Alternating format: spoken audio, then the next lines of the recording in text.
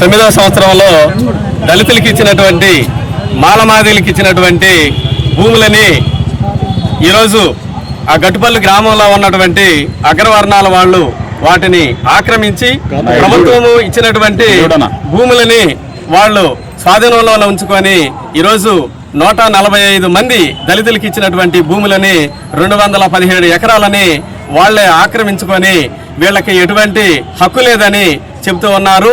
ఈ విధంగా ఉన్నటువంటి దానిని ఏదైతే ప్రభుత్వం ఇచ్చినటువంటి రెవెన్యూ వాళ్ళు ఇచ్చినటువంటి హక్కుని కాలరాయకుండా న్యాయబద్ధంగా వాళ్ళకి ఇచ్చి వాళ్ళకి భూమి పత్రాలు ఉన్నప్పటికీ కూడా పట్టాదారు పాస్బుక్లు ఇవి ఉన్నప్పటికీ కూడా వాళ్ళని భూముల్లోనికి పానికోకుండా ఉండడం అనేది దారుణమైనటువంటి పరిస్థితి.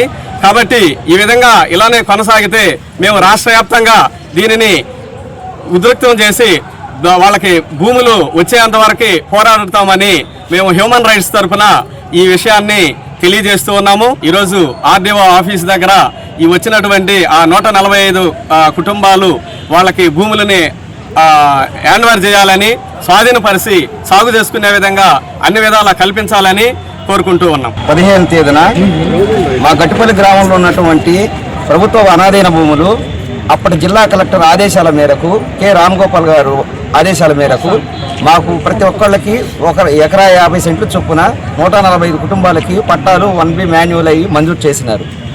మంజూరు చేసి సర్వే చేసి మాకు భూములు ఇచ్చే సమయంలో వెంటనే అక్కడ ఉన్నటువంటి ఆక్రమణదారులు అయినటువంటి పెత్తందారులు హైకోర్టు పోసి స్టేటస్ కో తెచ్చి అప్పటి నుంచి ఆ భూములను ఆపేనున్నారు.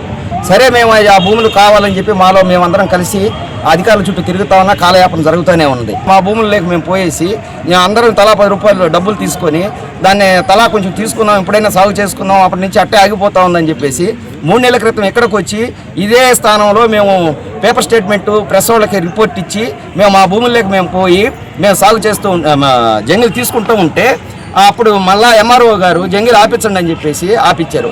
మేడం ఎందుకు ఆపిస్తున్నారు, ఏమిటి కారణం, మాకు ఎందుకు ఆపుతున్నారు మా భూములు కాకుండాను అని అడిగాం.